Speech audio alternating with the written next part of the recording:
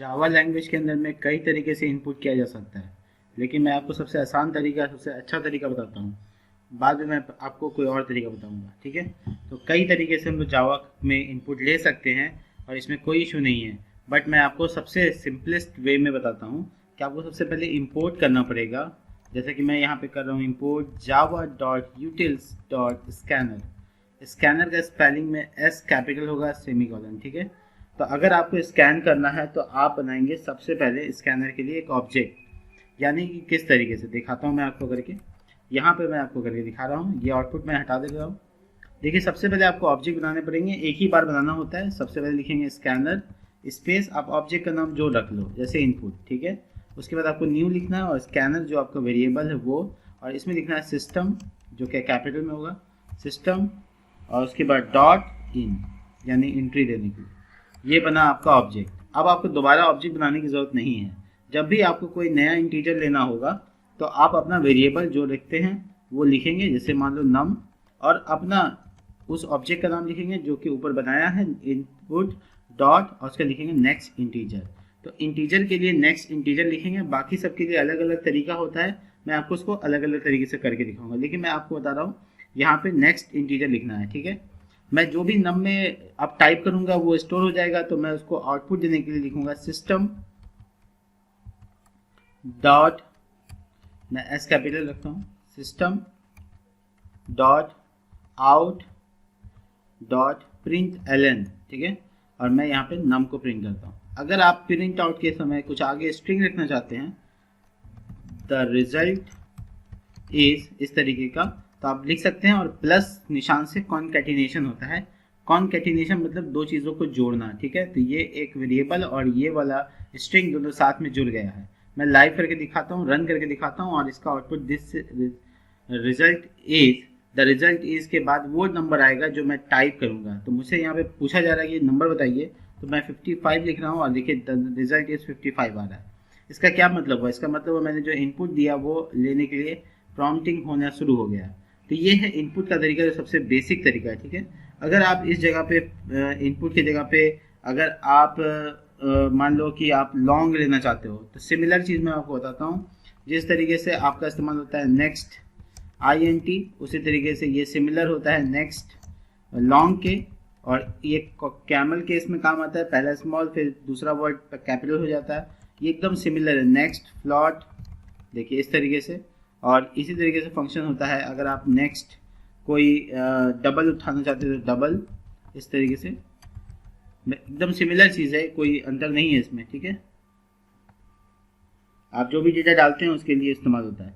अगर आपको कुछ नहीं पता तो आप पहले नॉर्मली नेक्स्ट लिखते हैं, नेक्स्ट एक मेथड है, ये सब इसका इस्तेमाल होगा, ठीक है। और अगर आप इसका काम खत्म करते हैं तो आप क्लोज डॉट क्लोज लगा सकते हैं। इसके ऊपर बाद में हम डिटेल करेंगे, लेकिन मैं तो थोड़ा सा आपको बताता हूँ। अगर आप कोई आप वेरिएबल बनाते हो जो फ्लॉट है, तो आप फ्लॉट स्टोर कर सकते हो। मैं एग्जांपल के लिए आपको दिखाता हूँ करके। अगर मान लो मैंने फ्लॉट बनाया, तो आपने फ्लॉट का नाम मान लो रैंक रखा, तो इनपुट डॉट नेक्स्ट फ्लॉट, इस तरीके से नेक्स्ट फ्लॉट, ठीक है।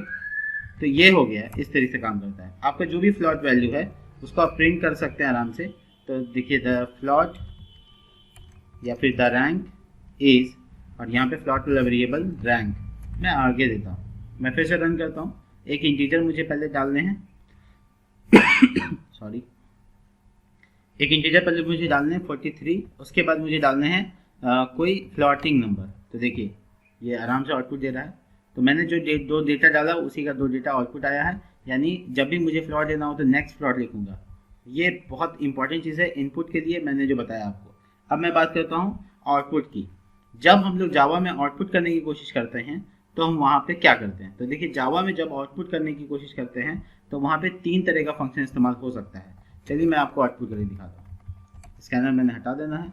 सिस्टम यानी S capital dot out dot print ln का मतलब क्या है? देखिए अगर सपोज करो मेरे पास कुछ वेरिएबल है, जैसे INT num1 is equal to 20 है, INT num2 is equal to 40 है, और ये दोनों वेरिएबल मैं प्रिंट करूँ इस तरीके से num1 और num2, तो ये एक दूसरे के लाइन के नीचे अलग आएगा। यानी इसका मतलब ये हुआ कि प्रिंट एलन का अर्थ हुआ कि अलग अलग लाइन है, डिफरेंस लाइन में।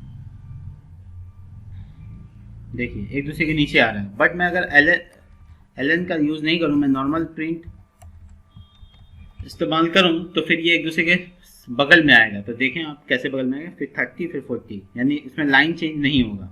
देखिए लाइन चेंज नहीं हुआ। अगर आपको लाइन चेंज करना है तो फिर आपको यहाँ पे प्लस लगाना होगा। प्लस लगाने के बाद आप बताएंगे \n, जिसका मतलब होगा कि आप नए लाइन को देना चाहते हैं। तो देखिए आउटपुट, देखिए 30 और 40 एक दूसरे के नीचे आ रहा है। तो इसका मतलब ये हुआ कि मुझे ये एक मेहनत करना होता है। एलन इसके लिए इस्तेमाल होता है। अगर आप एलन भी यूज़ नहीं करेंगे तो आप प्रिंट एफ का इस्तेमाल कर सकते हैं, जो कि सी प्रोग्रामिंग में सेम स्टाइल में किया गया है। तो सी प्रोग्रामिंग में जो तरीका है प्रिंट करने का, %d और उसके बाद आप num1 इस तरीके से, तो ये इस तरीके से ही काम करता है जैसे ठीक C++ में आप stdio.h के साथ कर सकते थे। देखिए तो ये %d वाला जो मामला है ये C++ में सेम है। तो चलिए आपने समझ लिया होगा कि इनपुट कैसे किया जाता है, आउटपुट कैसे किया जाता है। आउटपुट करने के लिए मैंने आपको बताया जो चीज़, उसमें 3 है, एक प्रिंट ln है और दूसरा है प्रिंट सिर्फ, और तीसरा है प्रिंट f। ठीक है, ये तीनों फंक्शन का इस्तेमाल होता है। सब में system.out लगता है। मैंने इनपुट और आउटपुट दोनों बता दिया। नेक्स्ट वीडियो में मैं मिलता हूँ, फिर आपको बताता हूँ और नेक्स्ट चीज़ें इसमें जावा में क्या क्या हो सकता है। तब तक के लिए गुड बाय।